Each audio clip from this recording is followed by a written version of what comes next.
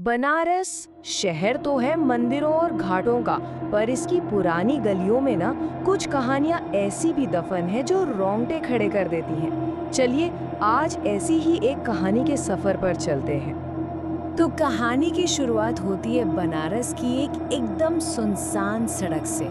घड़ी में रात के 11 बज चुके हैं और चारों तरफ बस एक अजीब सी गहरी खामोशी फैली हुई है। और इस अंधेरी रात में हमारी कहानी का हीरो है रवि, जो शहर के इस अनजान कोने में अकेला फंस गया है। उसे जरा भी अंदाजा नहीं है कि आगे उसका सामना किससे होने वाला है। जरा सोच कर देखिए, दोस्त की शादी से वापसी हो, घर जाने वाली आखिरी बस निकल चुकी हो और फोन भी बस बंद होने ही वाला हो। रवि के साथ ठीक यही हो रहा था। वो सड़क किनारे अकेला खड़ा था और उसकी घबराहट हर पल बढ़ती जा रही थी। और तभी उस सन्नाटे को चीरती हुई दो पीली रोशनियां दिखाई देती हैं। एक पुराना खटारा सा टेम्पो बहुत धीरे धीरे ठीक उसी की तरफ बढ़ रहा था। ये कोई मदद थी या फिर कोई मुसीबत? टेम्पो आकर रवि के पास रुका। अंदर से एक आवाज आई, पर वो आवाज भी कैसी थी, एकदम धीमी, ठंडी और बेजान, जैसे किसी गहरे कुएं के अंदर से आ रही हो। सच कहूं तो एक पल के लिए रवि हिचकिचाया जरूर। उसे कुछ तो गड़बड़ लगी, लेकिन इस सुनसान सड़क पर खड़े रहने से तो अच्छा ही था। तो बस उसने ज्यादा नहीं सोचा और टेम्पो में बैठ गया। तो सफर शुरू हुआ और जैसे ही टेम्पो कुछ मीटर आगे बढ़ा ना, रवि के दिल में एक अजीब सी बेचैनी होने लगी। उसे साफ महसूस हो रहा था कि कुछ तो बहुत गड़बड़ है। पहली बात जो उसे खटकी वो ये थी कि टेम्पो अंदर से बिल्कुल खाली था। ड्राइवर के सिवा वहाँ और कोई भी नहीं था। इतनी रात को ये थोड़ा अजीब तो था, लेकिन उससे भी ज्यादा अजीब था वहाँ का सन्नाटा। मतलब एकदम घुटन भरा सन्नाटा। ना तो टेम्पो के इंजन की कोई आवाज आ रही थी, ना ही सड़क पर टायर के चलने की, कुछ भी नहीं। ऐसा लग रहा था जैसे वो टेम्पो सड़क पर चल नहीं बल्कि हवा में तैर रहा हो। रवि ने हिम्मत करके ड्राइवर की तरफ देखने की कोशिश की, पर उसका चेहरा अंधेरे में लगभग डूबा हुआ था। वो कौन था, कैसा दिखता था, रवि को कुछ भी साफ नजर नहीं आ रहा था। और फिर रवि की नजर सामने लगे रियर व्यू मिरर पर पड़ी। एक पल के लिए तो उसे अपनी ही आंखों पर यकीन नहीं हुआ। ड्राइवर की आंखें, उनमें काली पुतलियां थी ही नहीं, वो पूरी की पूरी सफेद थी। इससे पहले कि रवि का दिमाग कुछ सोच पाता या वो चिल्ला पाता, ड्राइवर ने अचानक टेम्पो को मेन रोड से हटाकर एक अंधेरी सुनसान गली में मोड़ दिया, जिससे रवि ने पहले कभी नहीं देखा था। अब टेम्पो एक ऐसी जगह आकर रुका जहां दूर दूर तक सिर्फ घना अंधेरा था।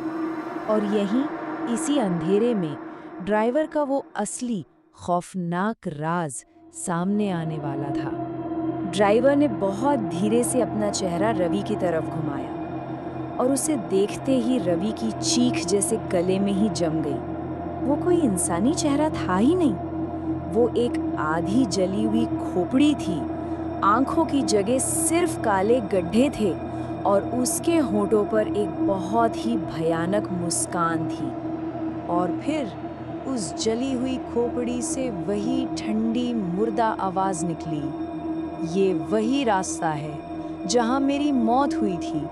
उसने अपनी कहानी सुनानी शुरू की कि कैसे इसी सड़क पर एक भयानक हादसे में उसके टेम्पो में आग लग गई थी। लोग उसे जलता हुआ छोड़कर भाग गए।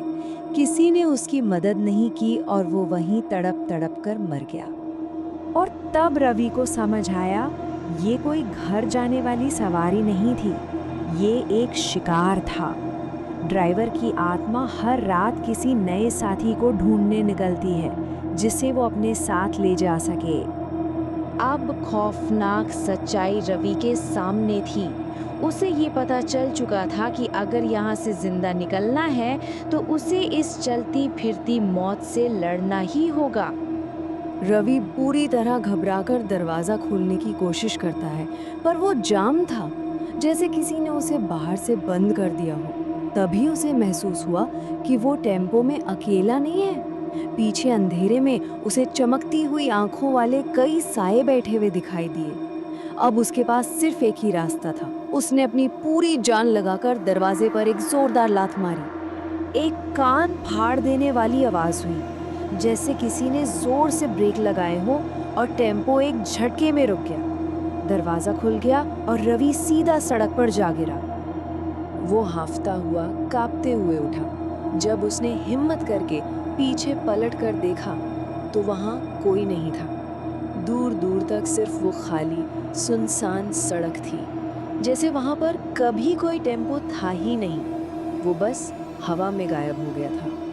तो जो कुछ भी रवि के साथ हुआ, क्या वो सिर्फ उसके डरे हुए दिमाग का वहम था, या फिर हकीकत कुछ और ही थी?